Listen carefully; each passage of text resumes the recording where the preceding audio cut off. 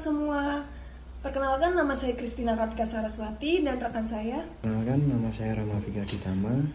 Kali ini kita akan presentasi atau menjelaskan mengenai Learning and Development Strategy. Apa yang dimaksud dengan Learning and Development Strategy?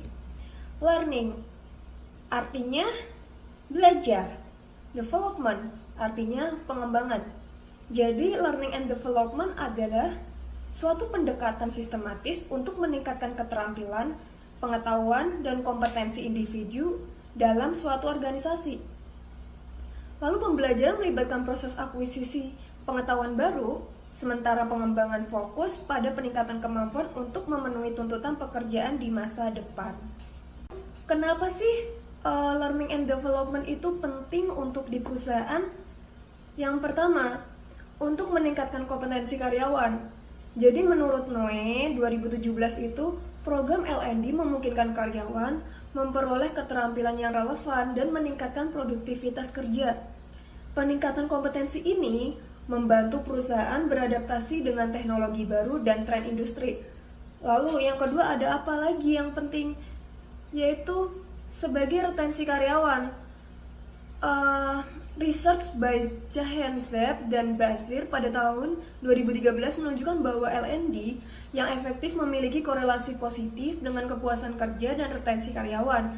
Karyawan yang merasa didukung dalam pengembangan profesional, mereka lebih cenderung bertahan di perusahaan.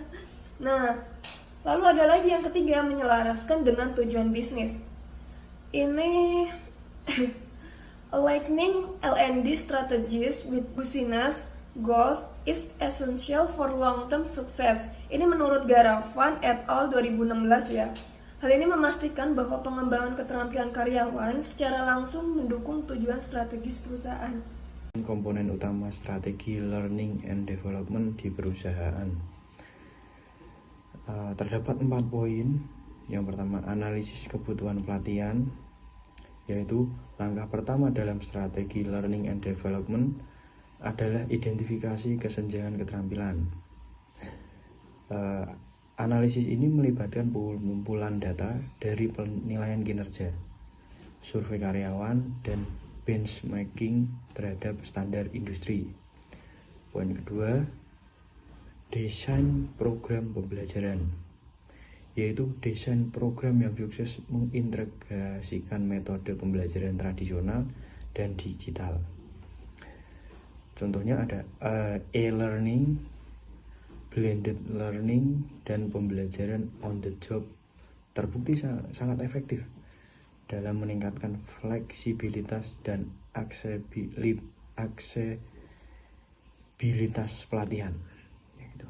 Kemudian pada poin 3, pelaksanaan dan implementasi, yaitu efektivitas implementasi bergantung pada pengaturan waktu, sumber daya yang tersedia, dan keterlibatan manajemen.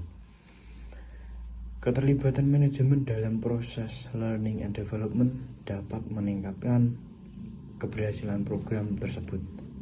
Pada poin keempat, evaluasi dan pengukuran hasil. Dalam hal ini, evaluasi merupakan komponen kunci untuk mengukur efektivitas learning and development. Dalam hal ini menjadi salah satu metode evaluasi paling terkenal, yaitu milik Kirkpatrick model 1959 dengan 4 level evaluasi, yaitu yang pertama reaksi, yang kedua pembelajaran, yang ketiga perilaku, yang keempat hasil bisnis. Tantangan dalam implementasi strategi learning and development, yaitu ada keterbatasan sumber daya. Menurut Capelli 2015, keterbatasan anggaran dan waktu menjadi tantangan umum dalam implementasi program learning and development, terutama pada perusahaan-perusahaan kecil dan menengah.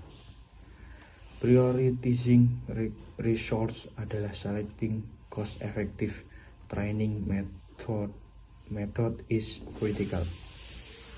Yang kedua, resistensi perubahan.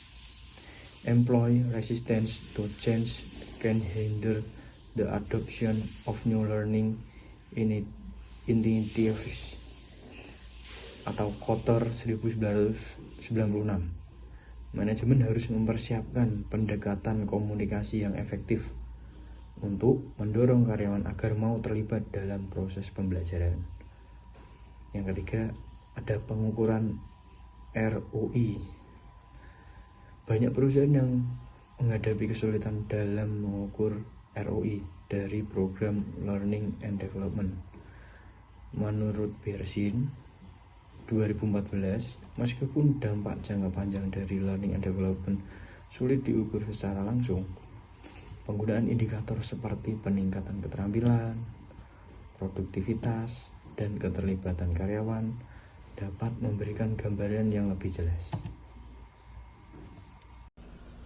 Ada metode umum yang biasa digunakan untuk L&D dalam suatu perusahaan. Yang pertama, pelatihan formal. Pelatihan kelas atau workshop yang disampaikan oleh instruktur profesional baik secara internal maupun eksternal. Yang kedua, ada pembelajaran digital e-learning menggunakan teknologi digital seperti modul online, video, atau aplikasi pembelajaran untuk memberikan pelatihan yang fleksibel dan dapat diakses kapan saja. Lalu yang ketiga, ada mentoring dan coaching. Jadi program bimbingan individu yang memungkinkan transfer pengetahuan dan keterampilan secara lebih personal dan terfokus. Yang keempat, ada on the job training. On the job training yaitu pembelajaran langsung di tempat kerja yang memungkinkan karyawan belajar sambil menjalankan pekerjaan mereka. Jadi kesimpulannya, strategi learning and development yang terstruktur dan efektif dapat memberikan dampak signifikan pada kinerja dan berkelanjutan organisasi. Untuk mencapai hasil maksimal, program L&D harus disesuaikan dengan kebutuhan spesifik organisasi, didukung oleh teknologi, dan dilaksanakan dengan komitmen tinggi dari seluruh elemen organisasi, khususnya manajemen puncak.